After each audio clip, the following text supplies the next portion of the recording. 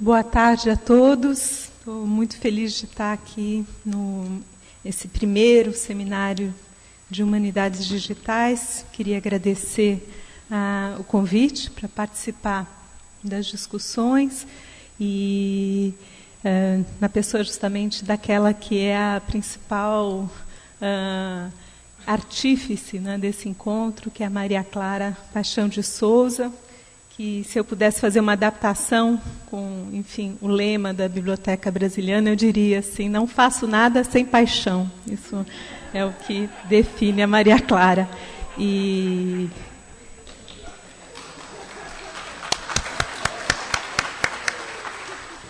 Então, nessa oportunidade que eu tenho aqui de fazer uma espécie de pregação, um discurso muito voltado também para os colegas da biblioteca, eu venho falar um pouquinho das artes de descrever mapas antigos.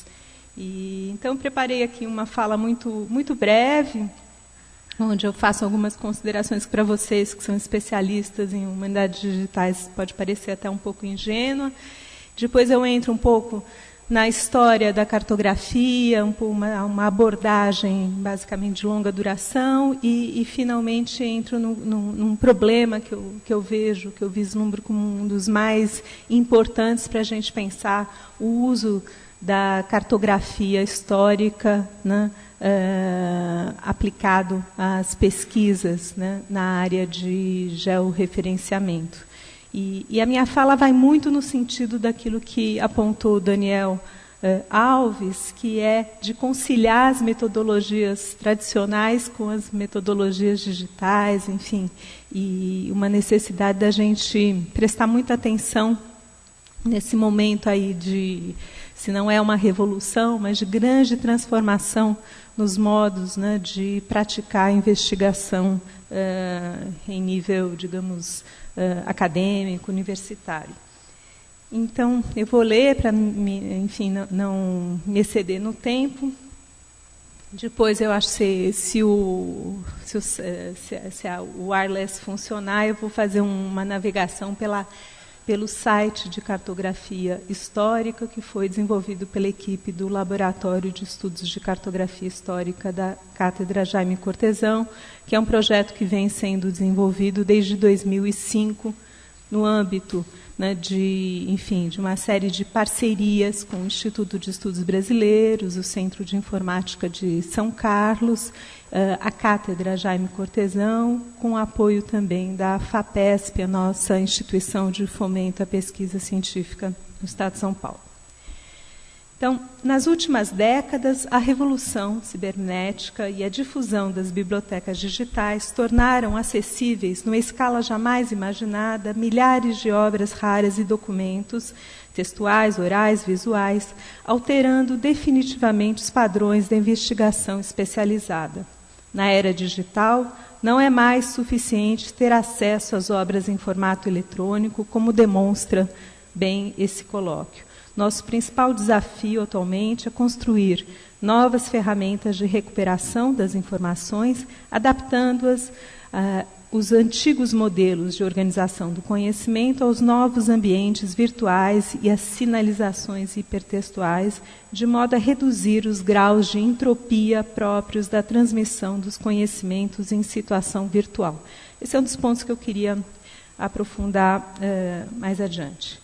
São as mutações que se impõem na era da textualidade eletrônica, conforme designou Roger Chartier, ao se referir à necessidade de processarmos não apenas grandes quantidades de dados, mas de proceder à sua seleção qualitativa. Novas modalidades de certificação do conhecimento estão em elaboração em face das novas possibilidades cognitivas criadas pelos ambientes virtuais. Chartier também observa uma mudança epistemológica fundamental, que transforma profundamente as técnicas da prova e as modalidades de construção e validação dos discursos de saber. A multiplicação dos documentos digitais e as infinitas possibilidades de associações cria um desafio novo, o desafio de construir novos recursos para dar certa estabilidade para a informação. como costumava observar o professor Istvan Janso, cabe aos pesquisadores universitários estabelecer uma complementariedade entre a revolução tecnológica e a conservação crítica da tradição herdada. Um dos problemas a serem enfrentados diz respeito à proliferação de documentos digitais, no caso que eu vou me referir é sobretudo, enfim, no campo da cartografia digital. O que acontece é que esses documentos são divulgados de maneira descontextualizada ou desterritorializada, né? Se cria um efeito de deslocalização. A gente já não sabe mais, né, consegue identificar os rastros da produção das fontes originais, a internet, de certa forma, e, enfim, os sites se preocupam um pouco, né, em registrar os rastros, né, e as trajetórias de transmissão, né, dessas imagens nos seus diferentes suportes materiais e também virtuais. E já tem, enfim, esse é existe um relativo consenso a essa questão. A internet exige cada vez mais dos seus usuários, né, uma destreza cognitiva, uma acuidade linguística, uma erudição que possibilite um discernimento, uma hierarquização e, inclusive, a possibilidade de descarte, né, dos dados que nós julgamos irrelevantes. E, enfim, assim, a Biblioteca de Cartografia Histórica, cujo site eu vou mostrar ao final da minha fala, ela foi criada justamente com essa vislumbrando, né, esses problemas, né, e procurando associar uma série de informações, né, relacionadas com um determinado objeto cartográfico.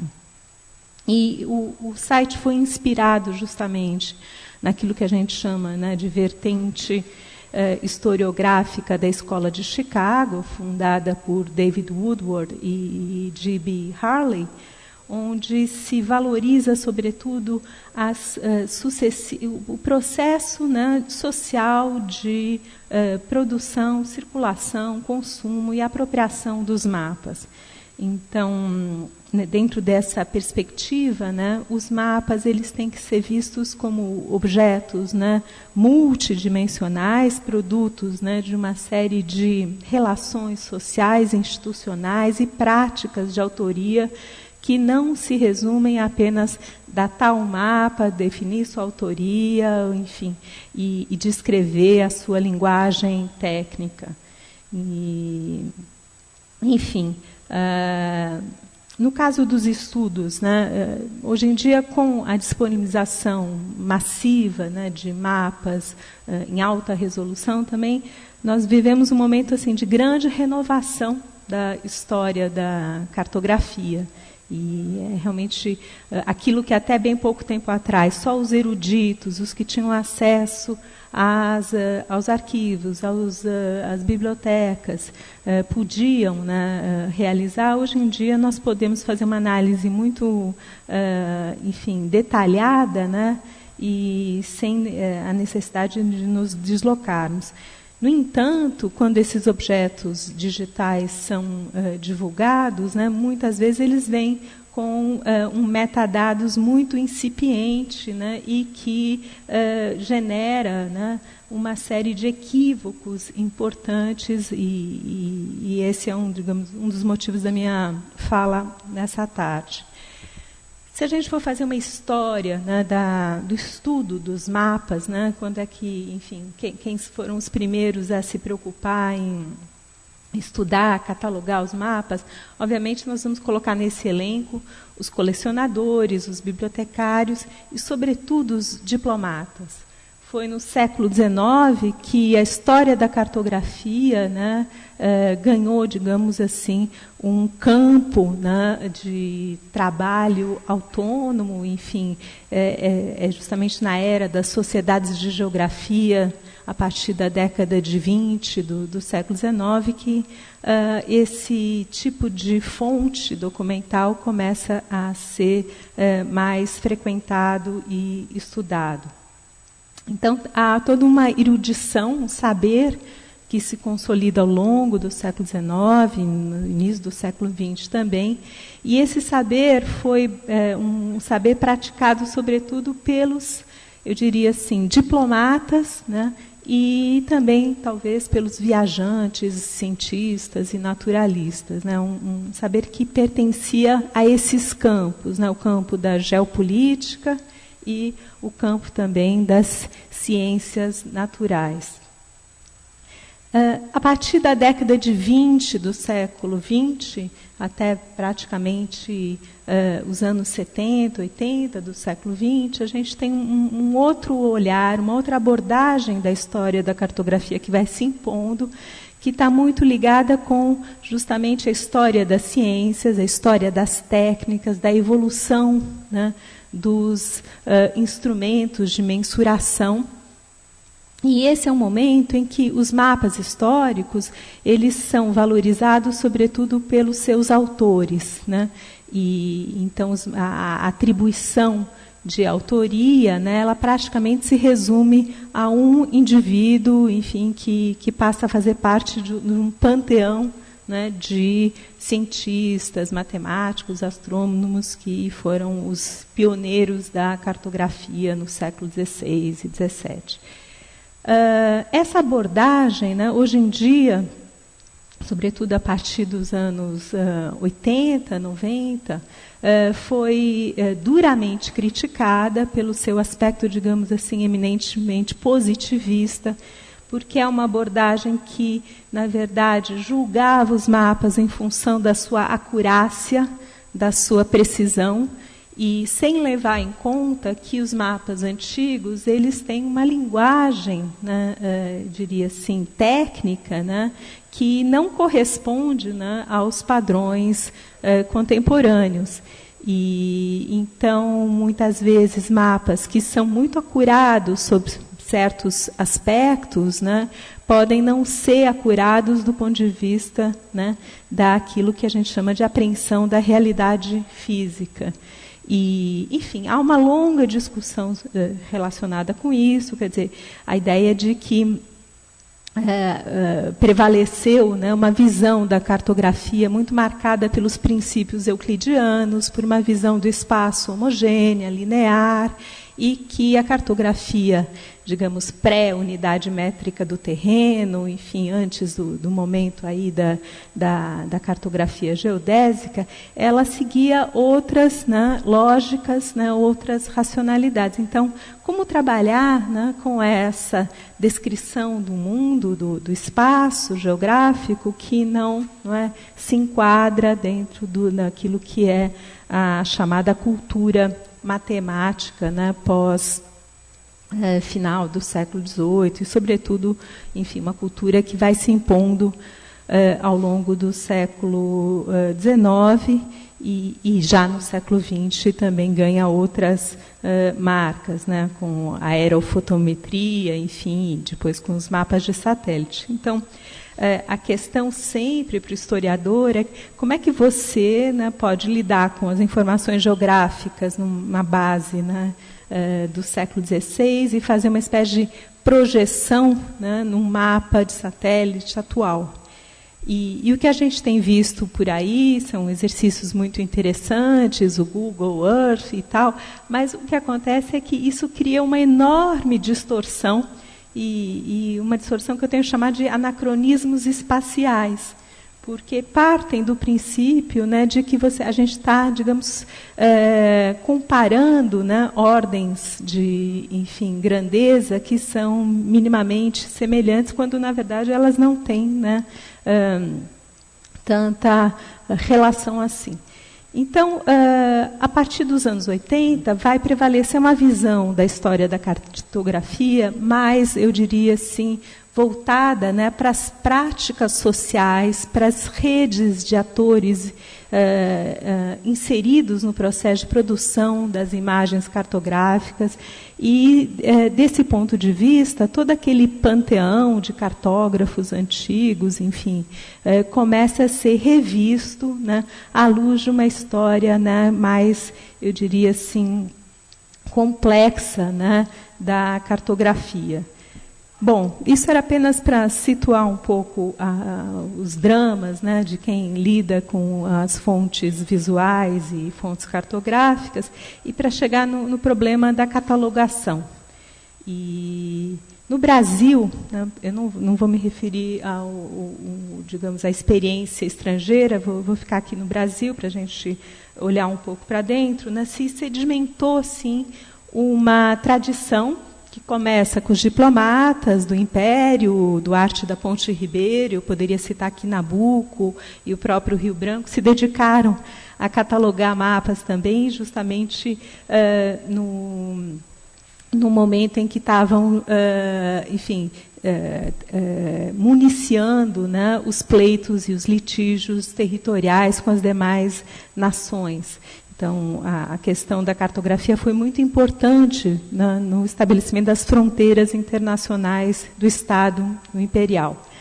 Mas um ponto importante nessa história das artes, né, da descrição e catalogação da história da cartografia no Brasil foi justamente a atividade do Jaime Cortesão, que entre 1944 e 1950, né, atuou no Itamaraty oferecendo cursos de formação na área de história da cartografia.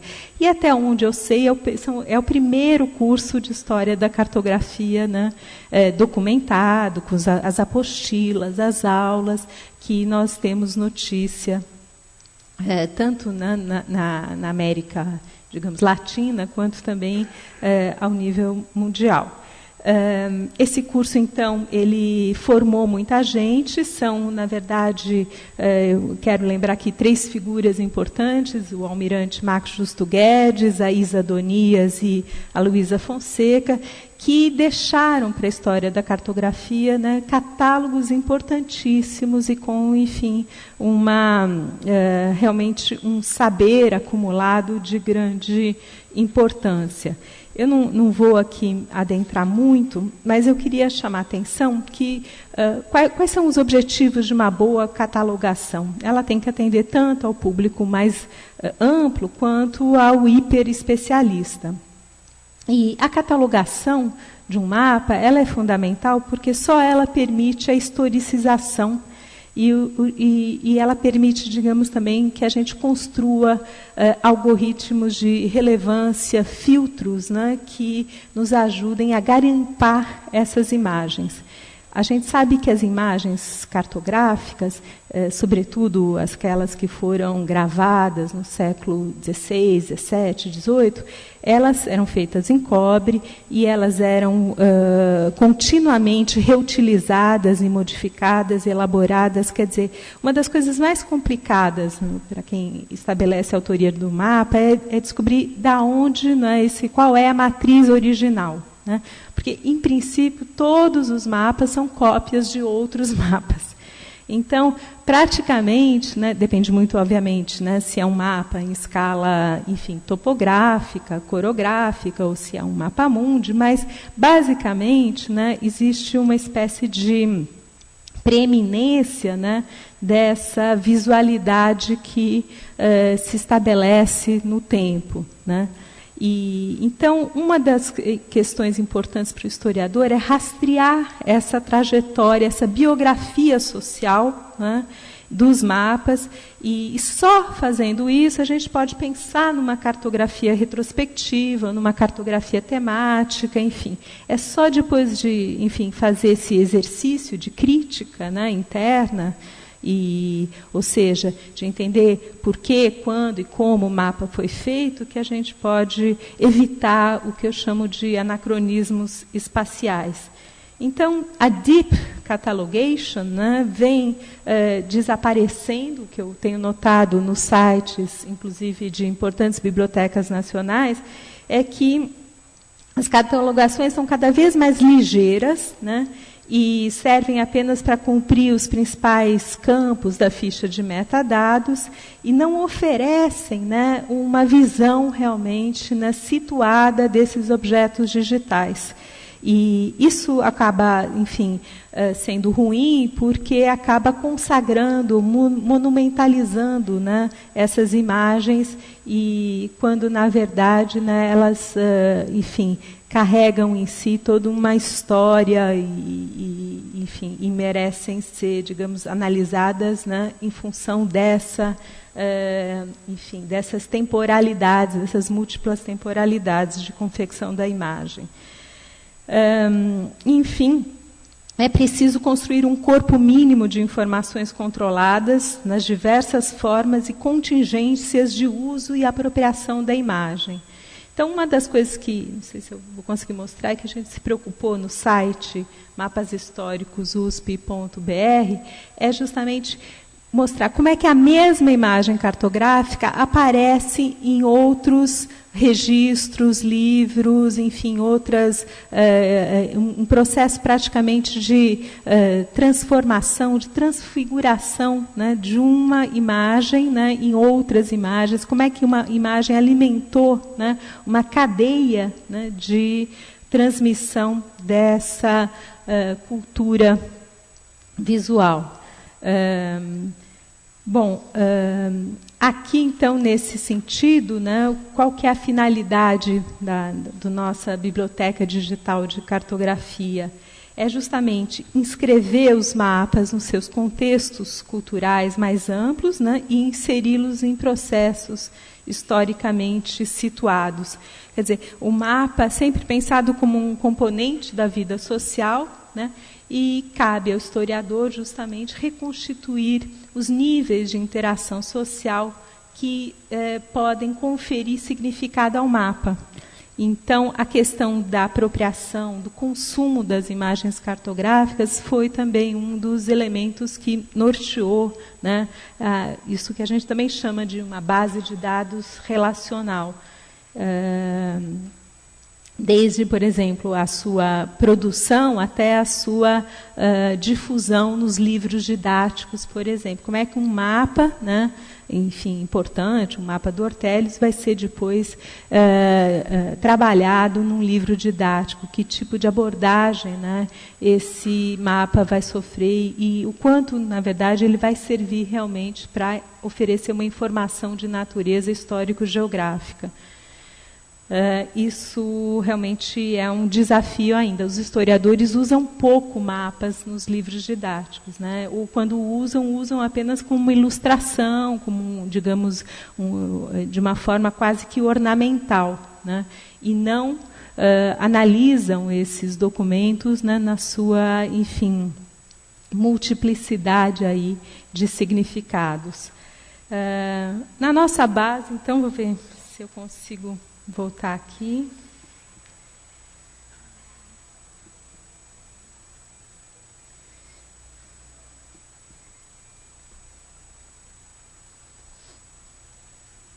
Acho que não vai dar certo.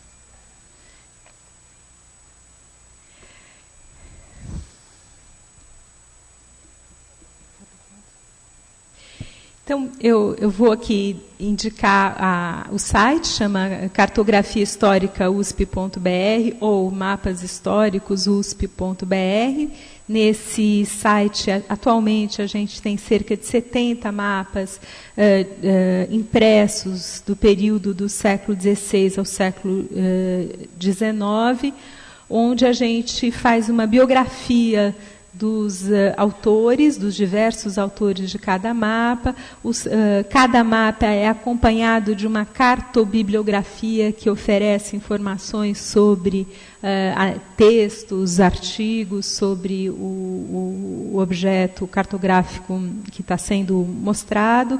Nós também localizamos essa mesma imagem em outros sites na internet, quer dizer, se ele está disponível na Biblioteca de Washington, se está disponível na Gálica, então aparece todo o elenco, né, de sites onde a mesma imagem, às vezes com variações, aparece, e essa comparação é muito importante. Eu acho que é o principal, digamos assim, avanço em termos metodológicos, é poder olhar, né, 5 ou 6 versões de uma mesma matriz cartográfica e comparar, e é na comparação entre as versões que a gente pode fazer, digamos, uma análise, né, mais, eu diria assim, global e enriquecida desses objetos. E, além disso, quer dizer, o site também está, em breve nós vamos lançar uma área só para verbetes específicos, com, enfim, análises de convidados, especialistas em cartografia, enfim, nas suas mais diferentes abordagens, a questão, enfim, zoológica na cartografia, o problema astronômico, a questão, enfim, toponímica. Então, são especialistas que produziram verbetes que nós vamos divulgar em breve. E uma área também chamada Mapas em Sala de Aula, que se destina, sobretudo, a professores da rede escolar e nos seus usos, né, da cartografia, com exercícios e formas de interação com os mapas. E estamos trabalhando também, mais recentemente, numa outra vertente, mais ligada aos usos das ferramentas de georreferenciamento, das chamadas geotecnologias. Nós estamos desenvolvendo um site de cartografia temática, uma espécie de atlas histórico do Brasil, onde vão ser criados, né, mapas temáticos baseados em, enfim, informação textual e informação cartográfica, cruzando justamente, né, esses dois, digamos, registros, né, o registro visual e o registro gráfico. Enfim, é muito pouco, mas eu só queria realmente trazer essa, enfim, essa experiência, né, do nosso site, que, enfim, foi feita de uma maneira muito uspiana, muito caseira, com recursos, né, que vieram oriundos de um projeto temático que foi desenvolvido na Cátedra Jaime Cortesão, chamado Dimensões do Império Português, e que vem, digamos assim, se desenvolvendo, né, o projeto temático acabou em 2010, e nós, desde então, estamos trabalhando de uma maneira, enfim, menos assim intensa, mas contínua, né? E uma das ideias ainda é aqui também na Biblioteca Brasiliana, quer dizer, aproveitar esse repertório imenso, né, de a brasiliana e, enfim, dos viajantes, e trabalhar esses mapas nos livros de viagem. A maior parte dos mapas dos livros de viagens são justamente exemplos, né, desse processo aí de transfiguração das matrizes, ou seja, os viajantes, muito poucos, né, construíam seus próprios mapas, eles sempre copiavam mapas de outras fontes. Então, a cartografia no livro de viagem, ela é um campo imenso, né, para ser aprofundado desse ponto de vista de uma história, né, social e uma história da, digamos assim, da cultura visual, né, enfim, na época moderna e na época contemporânea. Então, era só isso. Obrigada.